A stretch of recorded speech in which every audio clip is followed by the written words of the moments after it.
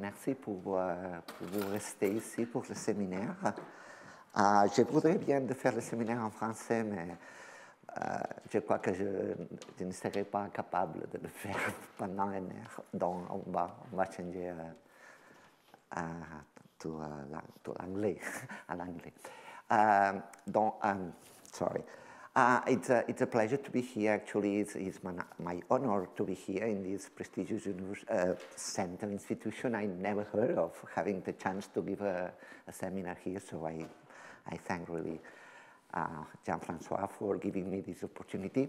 I will talk on a project that we started maybe 5 or 6 years ago on active nematics. So I think it's very appropriate. It's a really experimental stuff, and as you can imagine, during these 5 or 6 years, we have accumulated a lot of results, and I will try to just give you a flavor of some of the scenarios that we have been investigating during these years. Unfortunately, I will have to leave tomorrow morning very early because I have to teach tomorrow in Barcelona. But I announce you that I will be back in Paris for a month in May, June, so maybe I will have the chance to meet you all. Okay, so as I said, it's a long-term project, so there have been many people involved, and the most important, I mean, those who have participated more actively in this project are Paul Guillemat, who started with this active pneumatic stuff, now in Geneva. It's the ongoing PhD work of a French student, actually, Jérôme Jardouin, and Berta Martinez, and all this stuff has been always under the supervision of Jordi Ines-Muyol, who has been with me for the last 20 years at least. Okay, so, okay, I will do this way. This is the way I have somehow organized this seminar. So first I will introduce the system, the active system. Jean-François already mentioned, it's not our system, I have to be honest on that, it's the Dogic system, but we have replicated it very well, actually, I will say, and now we have quite experience on this system, and actually in some variants of the system that maybe I will have the chance to talk to you. Now, after that, I will just try to give like 4 scenarios. The first one is on the onset of what I call active truants, and this is very appropriate because actually it's very much related to what Jean-François was explaining in the seminar. The three remaining scenarios are a little bit different. I mean, obviously it's on active pneumatic, but it's more trying to either control the system, which I think is interesting, or to see how the active system behaves under some constraint, just for example, geometrical or topological constraints. And the final scenario refers to encapsulating this active material, for example, to trying to prepare active emulsions. Okay, so the system. I will explain you the system. If you have any question, please interrupt me. I don't mind to spend time just to try to explain exactly how the system behaves. Huh? So no problem at all. Now, the system has 2 basic components. These microtubules. Normally, these microtubules are 1.5 micron long, and this is quite important. And then we add some motors, and these motors are kinesin. Now, these kinesins are biotinylated, so there is an end of the kinesin with some biotin, and this permits to prepare clusters of 2 kinesins.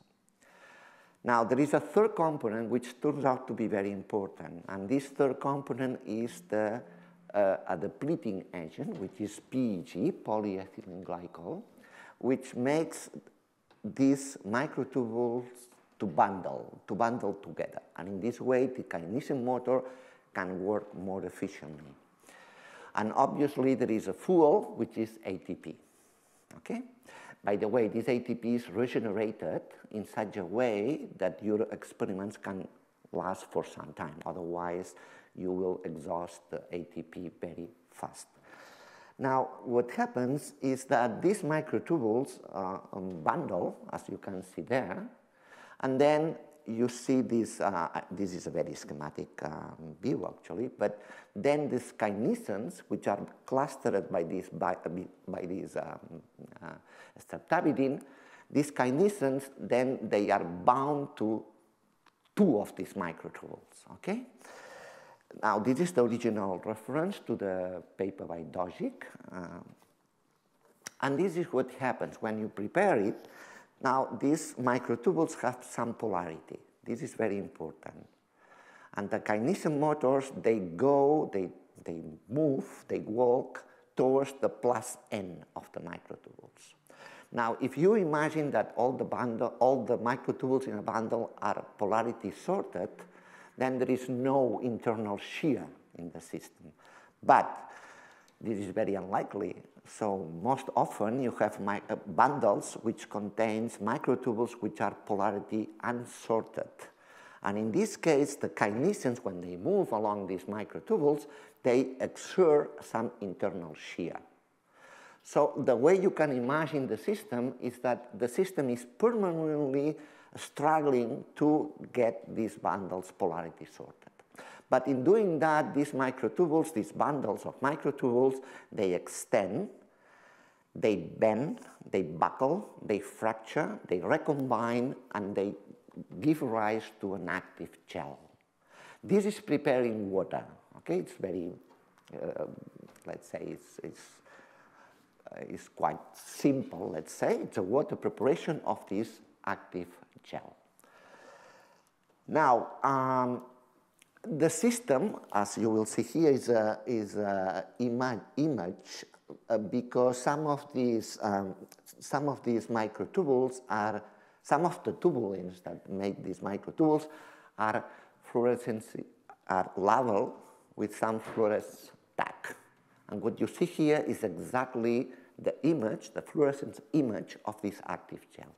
And you see that this system, as I said, these bundles, they extend, they buckle, they fracture, they recombine, as I mentioned before, under the action of the ATP. Now, the system is not very much densified, so we wanted to densify it. And the way we densify is to prepare the system at an interface.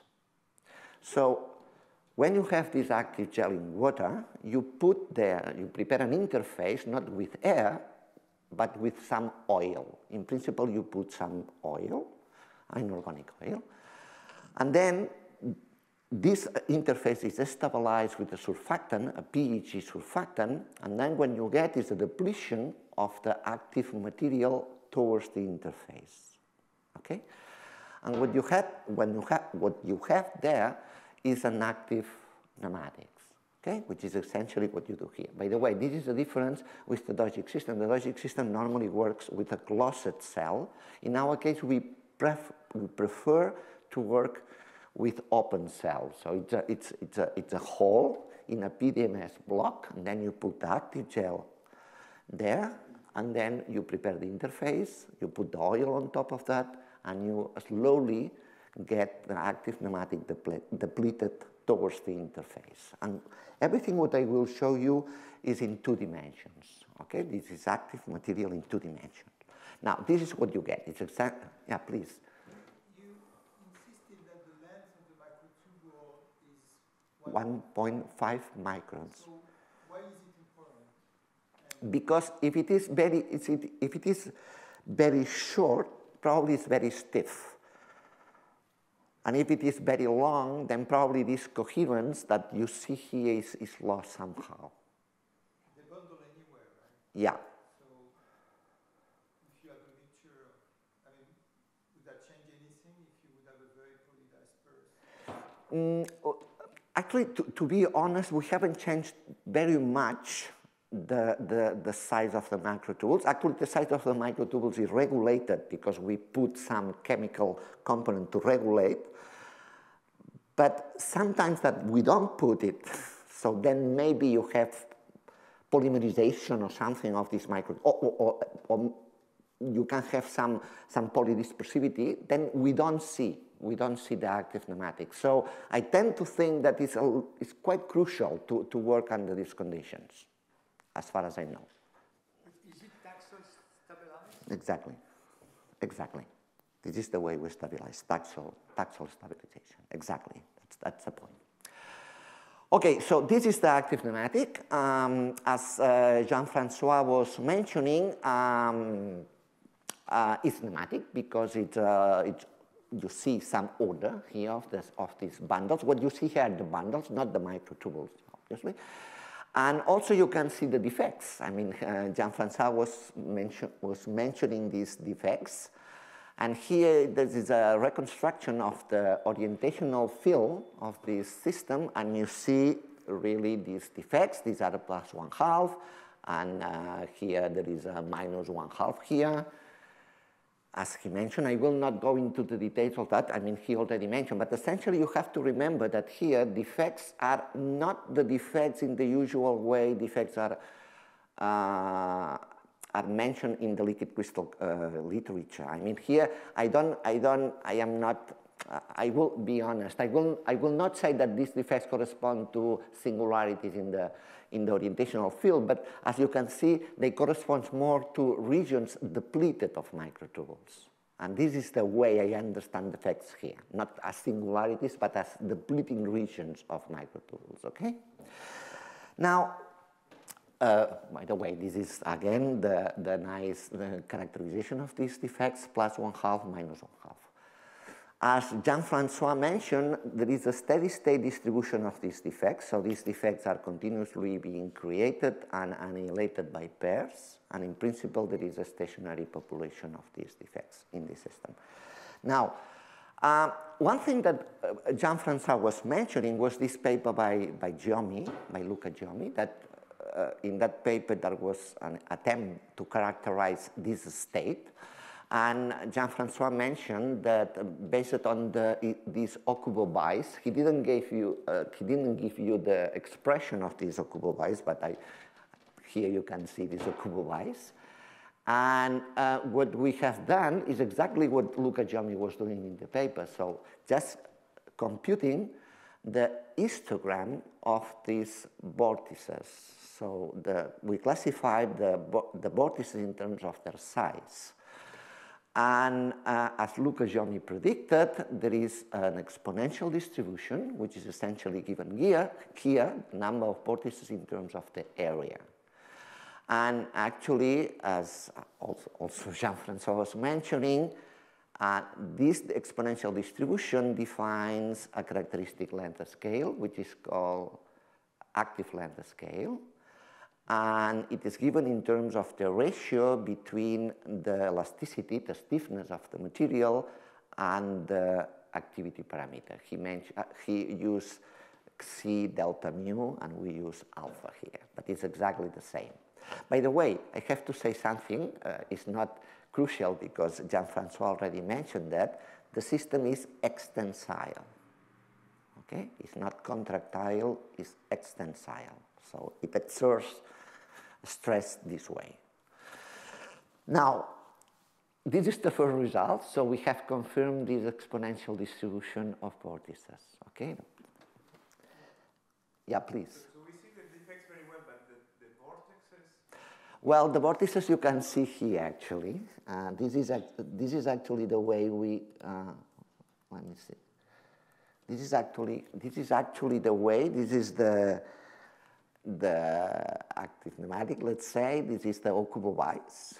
Exactly. So we compute from the velocity fields, we compute these vortices, and this is the binary image that we took. So it's not difficult, actually. If you have the velocity field, and the velocity field, you can track the velocity field. So it's not really a big task. So the idea also was, the first scenario I will present is just to understand how this active turbulence, or whatever, I mean, appears. Is there a root to this active turbulence? Where does it come from? And it was mentioned by Jean-François that you could imagine that the initial state of the system will be something like a perfectly aligned material. And from that, probably because of some instabilities, then you get some active turbulence, or maybe not directly, but after several steps. So we wanted really to capture this instability. This instability had been predicted for years. Actually, Jacques Prost and Jean-François and Raphael Boistorier, they predicted in a very nice paper in Neurophysics Letters many, many years ago that this system should be unstable. I mean, any aligned active nematic should be unstable under confinement, for example. Well, he is not under confinement in principle, but it should be unstable as well. So we wanted to capture this instability. But if you think the way to do it experimentally is not that easy in principle, because the way you prepare the system by depletion from the bulk, you always, from the very beginning, you have the system very disordered. So how to prepare an order system like this, an order active system like this? Okay, now it turns out that it's not that difficult. It was a little bit by chance that we discovered this, and it's very, very trivial when you have discovered. You put a capillary glass, a capillary tube, in contact with this interface, and then you create some capillary flows that drag the material towards the tube, and this aligns the material. Then you remove the tube, and you see, and you just observe. And what you observe is this kind of, but here I think you will see it better. This is the normal active nematic. Now we put the tube, and then we remove. And this is what you see. So this is exactly at the onset of this instability. So you get, let me show again. You get the, first you get some radial alignment, but then this radial alignment is completely perturbed. You get this kind of bending instability, which is the normal instability for an extensile system. And then you create some kind of cracks. In these cracks, you have defects. And then, several times, even you could follow some kind of cascade of this. So this repeats again. As you can see, as you can see here. No, not here, okay, here. So this is already in a stage of this instability, but you see now, it reappears again. So every time you have your microtubules aligned, or regions of your microtubule aligned, this instability appears, or reappears actually. And you see it several times. So it's a kind of cascade of instabilities that start to destabilize the whole system. At the beginning, sometimes it's very coherent, depending on the activity also. Sometimes you can repeat it several times, or other experiments, you get very, very fast to this kind of very disordered, chaotic state. So what we did was to characterize this instability, and the way to characterize this instability is, in principle, quite obvious. Since we are in the initial onset of the instability, we just follow the pattern, and we study the pattern in terms of the Fourier modes. So we characterize the pattern in terms of Fourier modes, and for every mode, you calculate the growth rate. It's classical instability analysis. And from that, we extracted the most unstable wave number and the corresponding growth rate. And here I show you four different experimental conditions, both for the K star is the most unstable wave number, and omega star is essentially the growth rate of this most unstable wave number. And here we plot this K star, omega star in terms of all the parameters of the system. All the parameters we can change in the system. In the system we can change essentially 4 parameters. The ATP contents, the streptavidin. The streptavidin in some sense is the measure of the motor concentration, because remember the stabtabilin, it's the linker of these kinesin motors. And then we can also change the microtubule concentration, and finally the PEG. These are the 4 essential parameters we have in the system. And what I show you here are plots of the different K star, omega star for different conditions of these parameters, okay? I will come back to these feeds a little bit later, okay? Okay, now, if we plot all these results coming from hundreds of experiments all together, then it's very nice to see that there is a nice scaling of this omega max Kmax, and it goes like Kmax squared. All the results of this experiment from all the different conditions collapse into this single curve, which is, to me, quite interesting and quite nice, because it's a very robust scaling. By the way, this also identifies an active length scale. I mean, normally people refer to the length scale, but not the time scale, but this also gives you an active length scale. Okay, now a little bit of theory. I will be very short, because here are the experts on the field, so I will not go much into that. But if we use the active gel theory, for example, following these European physics letters of Voiturier, then you can derive some sort of equations. And these equations permit, I insist, I don't go into details, permit to get a dispersion relation. By the way, don't confuse this omega star K star with a dispersion relation. A dispersion relation is omega versus K for all the Ks. What I show you there was the scaling of the maximum growth rate, of the growth rate corresponding to the most unstable wave number. So in that scaling, what we were tracking was the maximum of this dispersion relation. But it's funny, because if you think of this dispersion relation, as Jean-François mentioned, there is no maximum here. Well, there is a maximum at K equals 0. And then it goes like this. So there is no wave number selection, actually. But in our system, we see a wave number selection. Then we have 2 ways to explain that. One way is to say, well, it's different what the analysis of Voiturier from our analysis, because the analysis of Voiturier was performed on a perfectly aligned parallel system of microtubule of pneumatic. Now, in our experimental system, we don't have this. Actually, you have realized, probably you have seen that our initial condition is for an ASTA configuration, is a radial-oriented configuration coming from this capillary tract. And we think that this difference is important at the small wave numbers.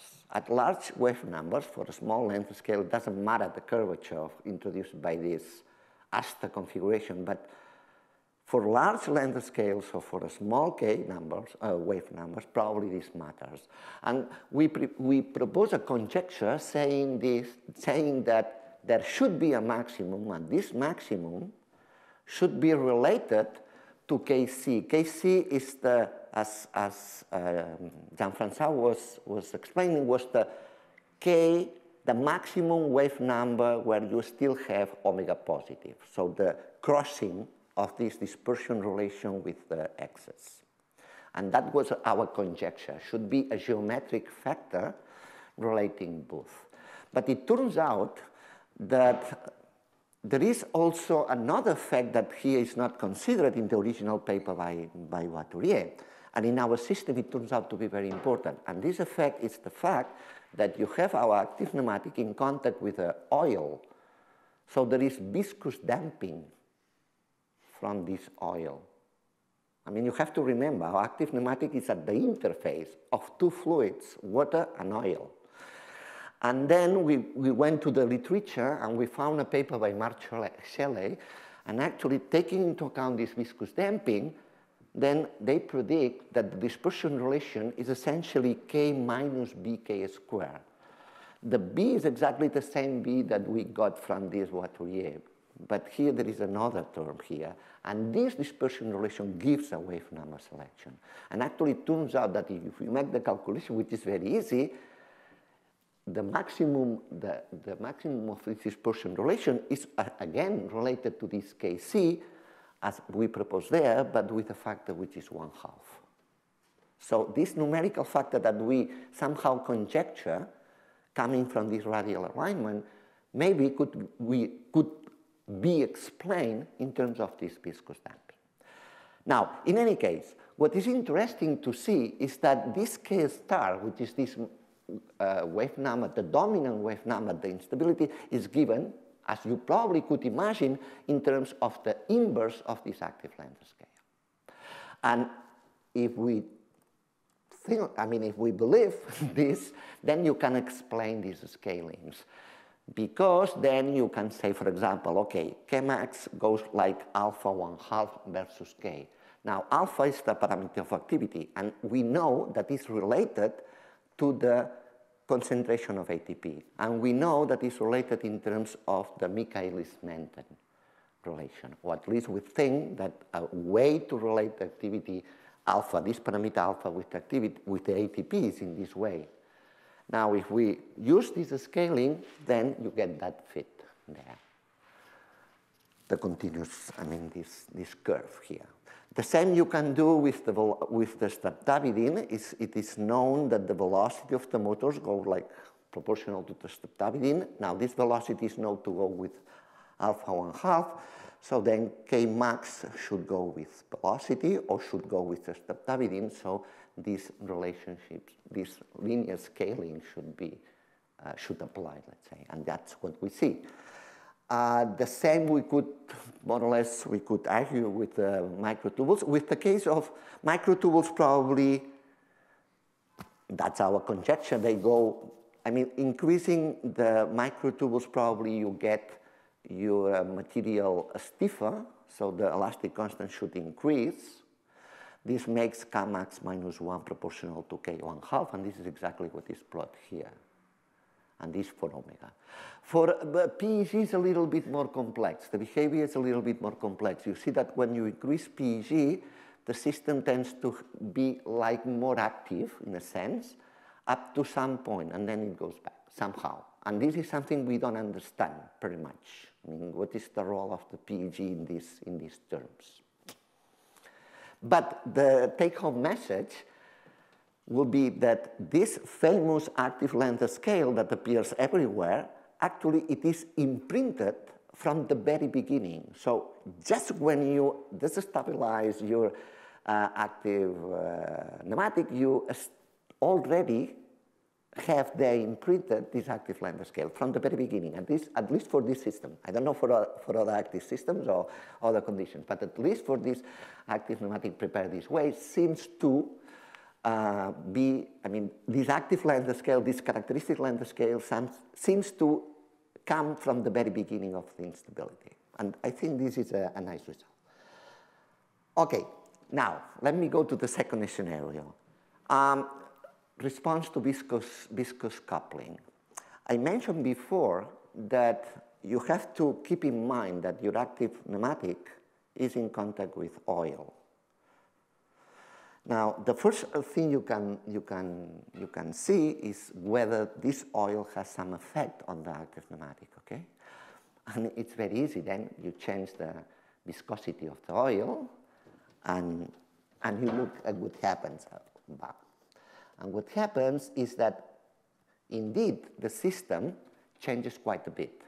So these are different conditions, just changing the viscosity of this contacting oil. Increasing the viscosity of the oil, the active nematic changes quite a bit. And for example, something that is very, very clear, here you see in green the defects, and you see that the population of defects increase dramatically when you go to higher viscosities. And at the same time, maybe it's not so apparent, but you can see it also. Velocity here is smaller than here. The velocity of these active flows is smaller than here, if you take the same scale. Now, This is easy to understand, but I will not go too much into the details. For me, the most important result here is that the oil somehow plays a role on the organization of the active nematic. Okay, so then we said, why don't we change the oil by a liquid crystal? Now, I don't know if you are familiar with liquid crystals, but I will tell you essentially two basic things that you have to remember here. Liquid crystals are essentially ordered fluids. I am referring here to thermotropic liquid crystals, so pure component liquid crystals, the most common ones, let's say. And they organize in different phases with partial order. For example, the trivial phase is this nematic phase when you have this orientational order. And here's the smectic phase. The smectic phase is a little bit more ordered phase when you have orientational order and some kind of positional order just organizing layers. This is the first thing you have to remember. The second thing you have to remember is that these materials normally are very responsive, so they can respond to electric fields, magnetic fields, whatever, optical fields, blah, blah, blah, blah. Now, but apart from that, they are oils. So our idea was, let's change this contact isotopic oil with a liquid crystal, okay, and see what happens. Now, when we did that, first, as the most obvious choice, we use a liquid crystal in a nematic phase, which is the simplest phase in the liquid crystal. So here, what you will see is essentially two liquid crystals, two nematics actually. The active nematic, which is here, just the fluorescence image of this active nematic, and on top, the passive nematic, which is just image in terms of the usual polarizing microscopy. And you see they are coupled. Okay, the active flow propagates into the passive liquid crystal and it makes it to move. Okay, that's good news. Now, let's see what happens when we apply a magnetic field, okay? We apply a magnetic field like this and nothing happens. I mean, nothing in the sense that we could not change the motion, the dynamics of this active nematic. So we could not change anything on the active nematic. Now, let's do now the same with the smectic phase. So now the oil on top is in the smectic phase, okay? I show you up there the normal active nematic with a normal oil, or even with a nematic passive liquid crystal. And I'll show you here the organization of this active nematic in the presence of this smectic. And you see that something has changed, definitely. So the system is organized in kind of swirls. Sometimes they are very visible, as for example here, which we zoom up here. Definitely we have changed something. Now, the way we understand this, it's easy. In this image, you can see in green, you can see this active nematic, and at the same time, you see some circles which come from the polarizing microscopy, of the passive liquid crystal. And you see, probably, you have seen that for the bigger domains, the active nematic somehow is entrapped there. Somehow it gets constrained. It gets constrained there. And actually, if you somehow take a time average of these images, what you have is something like swirls, completely depleted of the material, of the active material here, and then with a dense material, active material, just on the borders of these circular domains. By the way, in doing that, we have somehow broken this exponential distribution that I showed you before for the vortices, for the distribution of vortices, and what you get there is a pure power law. So we have been able to really act at the level of the distribution of this active material. It doesn't follow anymore this exponential distribution of vortices, but we have regularized somehow, or not regularized, I don't know. Anyway, we have changed the exponential by a power scale. Now, it's an easy way to understand this. You could say, well, how is it possible? It's very easy. It's absolutely easy. The smectic material, with this boundary condition, the passive smectic, with this boundary condition, which is planar at the interface with the active nematic and is homeotropic at the air, at the free interface there, the smectic organize a very well-defined distribution of what is called focal conic domains. And focal conic domains are somehow shown here. So these are the molecules of the smectic organized in layers. Remember, the smectic organize layers which are concentric. Now, what happens is that the viscosity of the material changes a lot by orders of magnitude along the layer or across the layers. So there is an easy flow direction which is tangential here, and there is a hard flow direction going radially if you have to penetrate, if you have to cross from one layer to another. So you have created a viscosity contrast.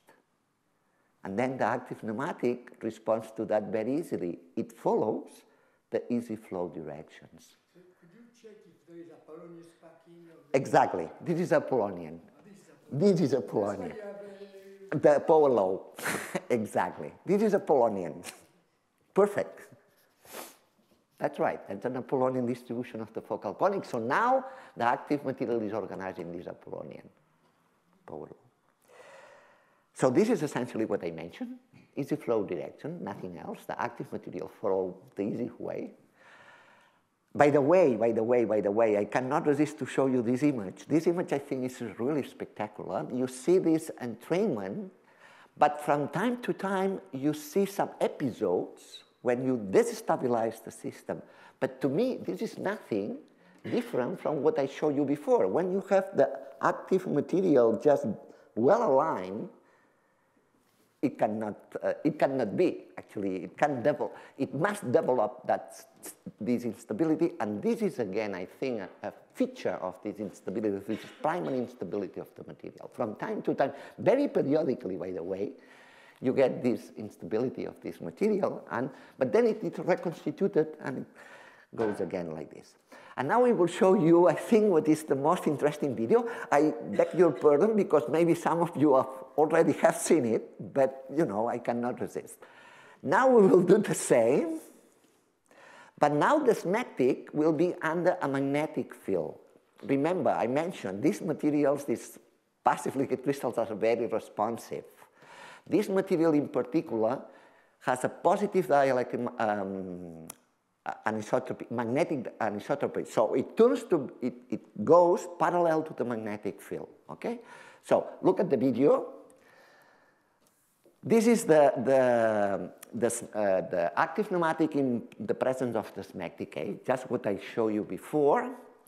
Now you increase the temperature. We are working with a liquid crystal which has a smectic nematic transition right at the temperature which is compatible with the active nematic.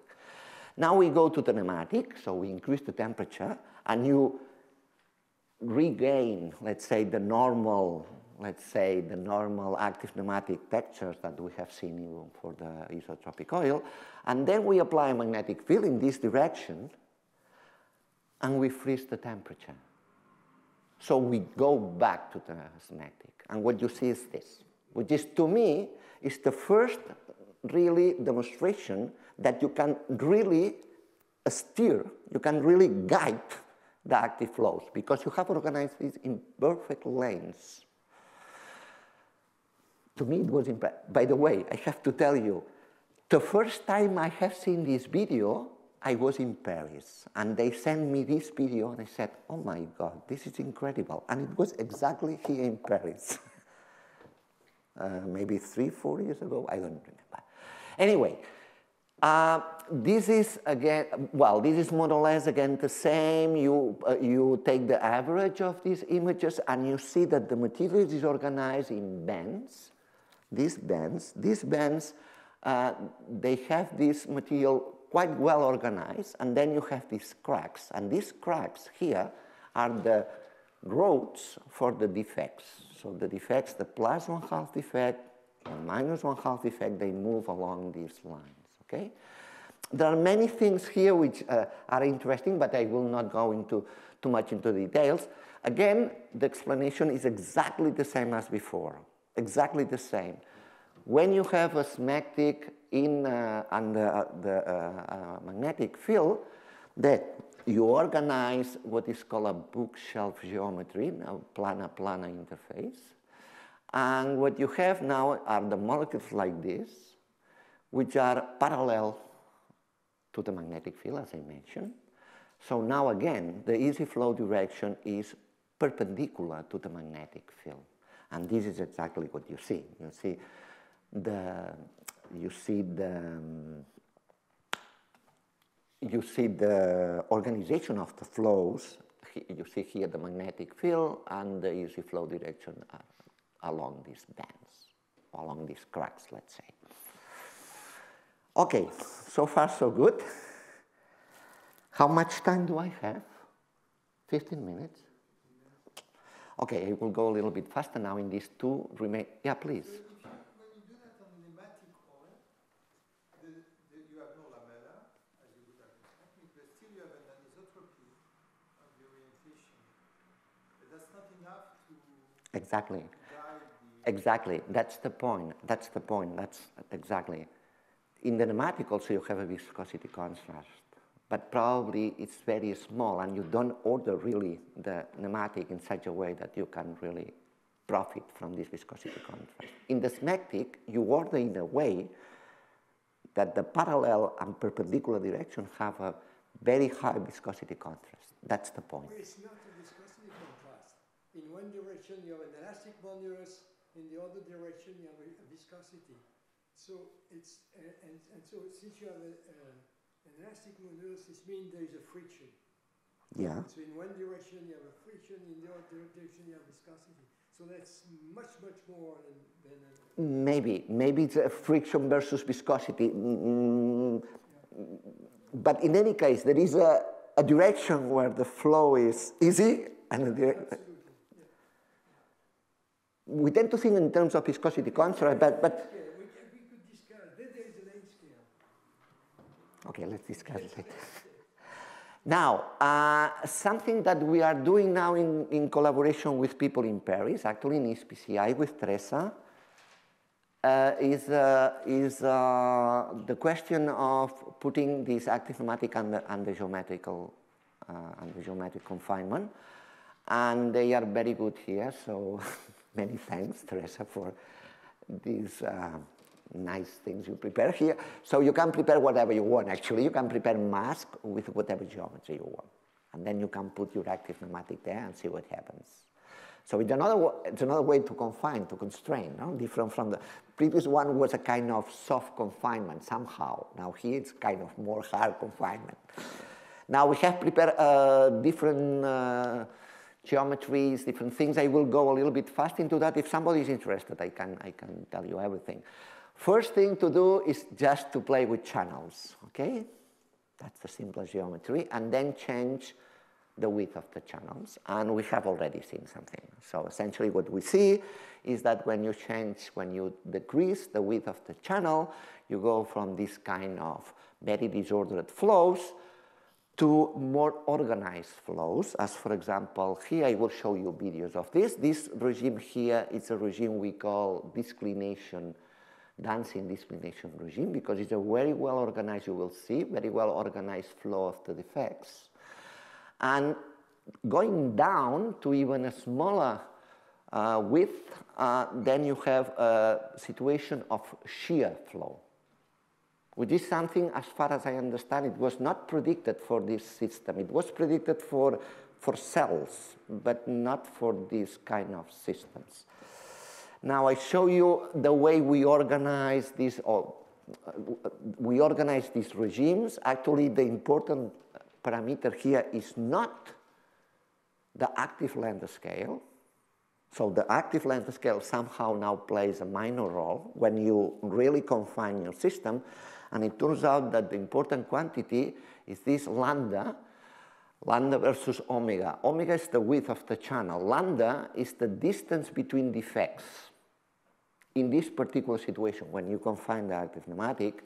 And you see that in terms of the ratio of these two quantities, you can have either the turbulent regime when you increase very much the width, but you go decreasing the width, you go to this dancing and even to the shear flow. So the important message here is that you can tune, you can somehow tame the flow, the flow regime of the active pneumatic just by geometric constraint, and this active length scale, which is very important in the unconstrained active pneumatic, doesn't play a role here, because probably the flows are screened by these boundaries, and somehow this makes the difference. Now here I show you some images of this, for example, of this shear regime. So you see that there is a shear, and from time to time you get destabilization of the active pneumatic. Defects pop up from the boundaries, and then they annihilate, and then you reconstitute this shear flow through very periodic episodes. These are other observables. For example, the distribution of defects, positive and negative defects turn out to be differently distributed along the channel, or not along, sorry, across the channel. Positive defects normally go everywhere. Negative defects tend to remain very close to the walls where they are nucleated. So this makes a difference. Also, the polarity of the +1/2 defect when they are created is really directed towards the center of the channel. So there are different indications here. This, by the way, is the distance of, I mean, the wavelength, let's say, of this instability popping at the defects in terms of the width, and it turns out that the scales, this lambda scales perfectly with the width. So again, this is an indication of this screening of these active flows. This is the shear flow profile. It's really independent of the channel width. I mean, the slope, let's say, is perfectly independent of the channel width. This is the declination, this declination regime, this dancing declination, and you see how the positive defects, these green things, they really seem to dance, seem to avoid each other, and they organize a kind of dancing, which is very fun. By the way, this had already been predicted in theory, and we were able to obtain it. Now, going a little bit further, this is what happens with the annular tracks, which is interesting because here for the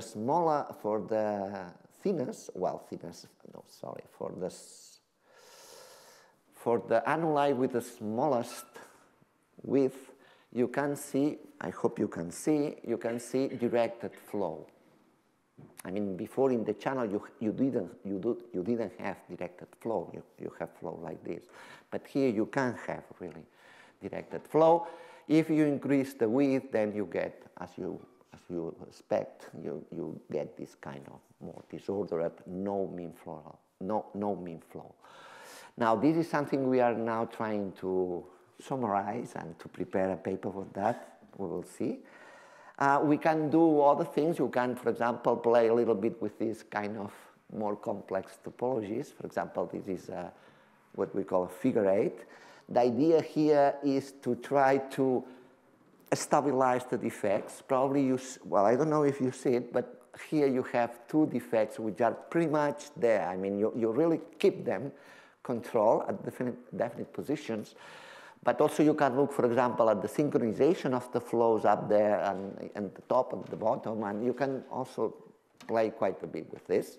I have a very nice video with a disk, but I think I will not have time because I was not able to put into the presentation, but I have in the computer. So if somebody is interested in see what happens with the disk, it's very funny. You have like plumes of microtubules. Plumes. Very, very funny, okay? And very also, a very complex dynamics of the defects there, especially of the negative defects, something we don't understand. And I go to the last part, okay? You can also encapsulate this material, and actually, this was already, if you look at the paper by Dogic, the first paper, they already considered the encapsulation, so we did the same. What I show you here at the left is a kind of emulsion with a normal oil. So you put your material, your active material in droplets and you emulsify with oil, normal, I mean, pluralic or whatever. Now, silicone oil, sorry. It's interesting that sometimes you see here, I hope you will see, a very periodic motion of this droplet. Very periodic, kind of circular motion. We tend to think that this can be understood in the following way. I will make the story very short, okay? When you have the droplet, just by topological requirements, you can have a maximum topological charge of +2 in the cortical active nematic. Now, this means that the simplest configuration comes from 4 defects plus 1/2. This gives you +2. Now, these 4 defects, this 4 plus 1/2 defect, it is known that under several conditions, under some conditions, I would say, not many, but some conditions, these 4 defects, they move between 2 degenerate configurations. One is tetrahedral, another one is planar. So what we tend to think that what happens there is that you are tracking this motion of the defects, of the positive, of the active plus 1/2 effect from this planar to this tetrahedral configuration. And here, as a response to that, you have this periodic motion of the active droplet. Actually, this was already proposed. I mean, this is not our explanation. Actually, this was already proposed in some paper by De Pablo, Nature Communication, up here maybe 1 or 2 years ago. Now, what could you imagine is that we can change now to use an emulsification with a liquid crystal. Again, I mean, we change the passive oil with a nematic liquid crystal. And then there is a question which is interesting. Because when you encapsulate, when you put some colloid in a liquid crystal, I don't know if you are familiar with this, but anyway, I will explain the minimum.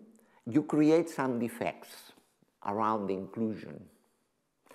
And this is easy to understand. You have to satisfy the far field condition, the orientation of the passive liquid crystal. You have to comply this or to balance this with the preferential attachment of the liquid crystal on the boundary of the colloid. And this generates defects. And depending on the anchoring, you have different defects, okay? Now, the idea, as you can imagine, is then to try to prepare an active emulsion with a liquid crystal, because then there will be a nice coupling of the active defects inside of the droplets and the passive defects outside of the droplets. And we wanted to see if there is a cross-coupling, a cross-talk, let's say, between the active defects and the passive defects. It's in principle, a simple question. Are they connected somehow? How do they talk each other? And to make the story really, really short, I only show you a couple of videos. This is what happens when the active droplet has what is called homeotropic condition with the passive liquid crystal. So it's a passive liquid crystal is here, let me see, is here depicted here as a far field, and this is the active droplet, and you prescribe boundary conditions homeotropic, so perpendicular to the active droplet, so you generate a structure which is called Saturn ring. This is known, this is classical. Now, what you see here is what happens when this Saturn ring, okay, now I have to go back and show you again. What you see here is the Saturn ring being distorted from the cortical active flows inside. This is exactly what you see here. This is the same, but for a structure which is not that nice. The structure here comes from a boundary condition which is planar or tangential. Then you have this double boson, two defects here at the poles, and what you see again is this kind of periodic distortion of this double boson, just driven by the active flow inside of this droplet, okay? Well, we have analyzed a lot this. I will skip this part because this, or maybe not, maybe not. Apparently I will have. Well, it doesn't matter. I skip it. And I go to the last part. Now our idea was to try to put not a single droplet, a single active droplet, but many of them, and to try to synchronize them, just untangling these Saturn rings. Okay, so you imagine these Saturn rings around these active droplets, and then try to put them very, very close, and to try to somehow close these Saturn rings and see whether this way you could somehow synchronize these active flows. This is the way here in Paris they prepare this kind of, Martina, you are responsible of that. The way to prepare these active droplets, it's a little bit tricky, but maybe we should ask her. So this is the different structures you can prepare with these active droplets. And I think this is the last, probably the last video I show, which apparently you really managed to somehow synchronize these active flows inside these droplets and through these Saturn rings which are outside. Okay, I think I will finish with this. I'm sorry, I think I was a little bit too long, but anyway, this is a kind of perspective, conclusions. But anyway, I leave it here. And I just tell you, I mean, it's a fascinating system. It's really a fascinating system. There are many things that we understand, and there are many more things that we don't understand. If you are interested, I can tell you on different things that we don't understand at all on this system. Even very, very simple questions we don't understand. Anyway, I will be glad to answer your questions. Thank you very much for your attention, really. I appreciate it.